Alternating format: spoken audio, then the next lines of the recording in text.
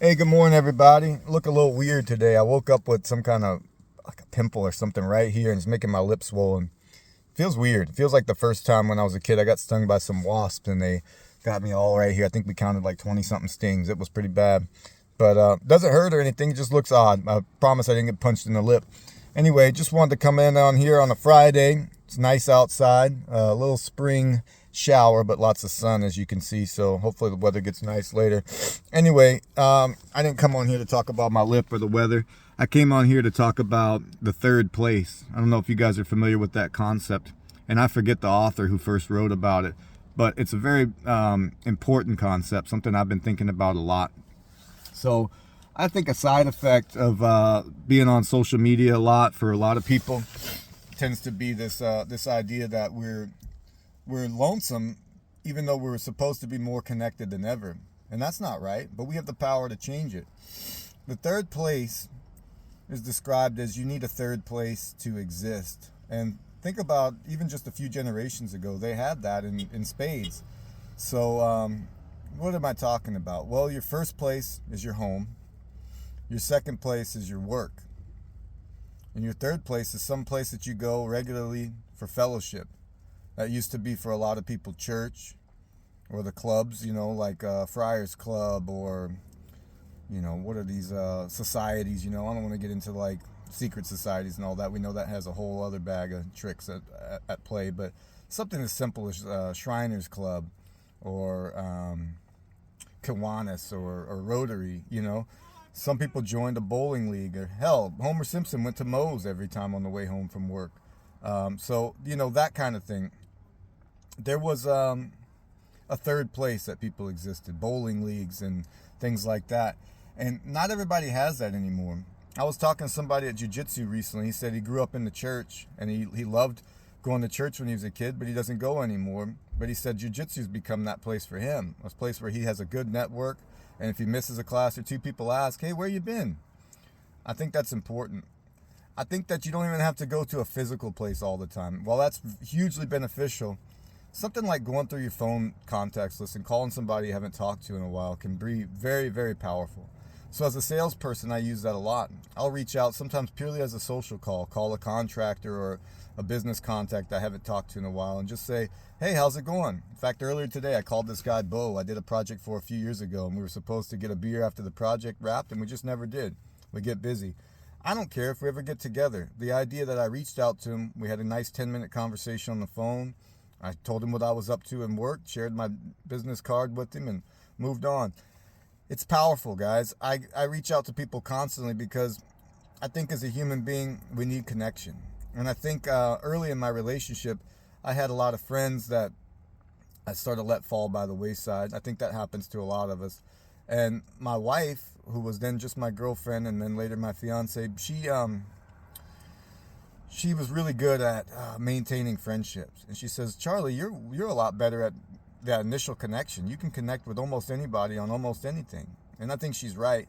But what I learned from watching her and even my stepmom, who's great at that too, is every time you get into a new place, you can meet people and really be genuinely interested in what's going on in their life. See, everybody's looking out for themselves, and that's just part of our nature. And it's probably a strategy a lot of people have learned too. What can I get from this? I used to think networking was so false, right? People get together, it's like, I want to meet you, but here's my agenda, here's my pitch. And it doesn't have to be that way. Sometimes I'll call people just to say hello, how's it going? I do that a lot with my personal contacts as well. People I haven't talked to in months, I'll reach out via text message or call. Half of them probably think I'm crazy, and I don't care. Like I said, human beings crave connection. So if you don't have a physical third place, you can always start by just reaching out to some people and getting that human connection. Especially if you feel isolated or lonely, I urge you to do it. It might feel a little bit unnatural or weird at first, but if you give it a try, put it into your routine, see how it works for you. I do it quite often, and I've got to say it's never been not worth my time. Sometimes you call people and it's just the right time. And then it comes back to you. Recently I had a guy reach out I haven't hung out with in a long time, and we're going to get together and he wants to see my family. So years ago, we lived together in this house in Wallingford. If you know Seattle, you know that area. And it was a shared house. So it was a time in my life where I didn't have a lot of money to rent my own place. I was in culinary school and I was working hard at a job that I really liked. so I rented a room in a house. And when I first moved there, I didn't love the energy. You know, there was a heroin addict in the basement. There was a kind of recluse guy that lived down there. There was a weird dude who never showered upstairs. I mean, just odd stuff. But little by little, we changed the energy of that house. Eventually, a glass blower moved in. And later, he got featured on this, I can't think of the name of the show right now. It's a Netflix show about glass blowing. Really cool, though, to see somebody I knew and lived with and connected with up there following his dream. He was up there. And when we moved out of the place, he said, man, you and I didn't hang out as much as we should have. I really wish we would have. So kind of a missed opportunity in that way, but also just really fun. You know, there was another guy that lived in the house. He was studying to be a marine biologist, and we connected. We'd go on hikes together and hang out, cook dinner together sometimes, play Mario Kart, you know. And that's the guy that reached out to me. He had moved away back to Wisconsin, where he's from. Actually, he lived in Chicago, and he was from Wisconsin. I found myself in Wisconsin for a conference one time, and I reached out to him, and we couldn't make it work. We couldn't connect, but we got to catch up on the phone. And then a few years later, when Ethan was born, my wife and I were walking through a park where there's a lot of sports fields, and I hear somebody yell from way over in the baseball field, "Charlie!" Come over. There's Dale. He's in the sports team over there. I think it was softball or something he was playing.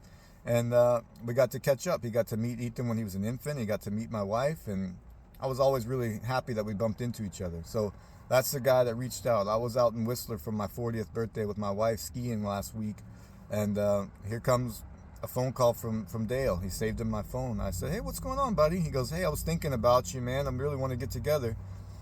In this area, we have in springtime a tulip festival north of where I live, and a lot of people come from all around to go look at these giant fields of tulips that they cultivate. It's pretty special. So a lot of people go up to see the tulips every year. He said, we're going to head up and see the tulips next weekend. I'd like to stop at your house on the way out. So we made a plan to get together and have a beer. And guys, there's no agenda there. Just catching up, just connecting with people. It's enriched my life in more ways than I can ever count. And that's what I wanted to share with you today. There's a great bookstore up here called Third Place Books, and that's what the concept that it's founded on. It's a community center, not just a bookstore, but it's got a giant theater. It's got about 5 stalls in there where different cafes and restaurants exist. And every time I go in there, I see people in their 60s getting together for whatever. There's a community room there. They'll have different meetings. And when I first started going there, I would just pop in there and use the Wi-Fi, grab a coffee, go use the restroom. Then I started to go there, and I always noticed there was just probably 100 or so people in there. It made me really happy because, you know, you don't realize what you have until it's gone. And during COVID, when we couldn't get together with people, I was on the phones. My father told me that. He said, just reach out to your network, talk to people, see how they're doing. Doesn't have to be anything in there for business, just call them. That really resonated with me, and that's something I've applied in my life since then, and I'd hope to see you guys do the same thing because there's just, again, so much value there. Find that third place, whether it's a physical place or if it starts with just reaching out to people you haven't talked to in a while. But reestablish those connections, and you'll see there's some real magic there. Give it a try. Let me know how it goes. Hope you guys have a great weekend and enjoy everything that's right before you. Remember, this is all temporary, folks. Be present. Live in it. Reach out to people. You'll never know whose life you might make a difference in. Anyway, hope you're doing well. Take care.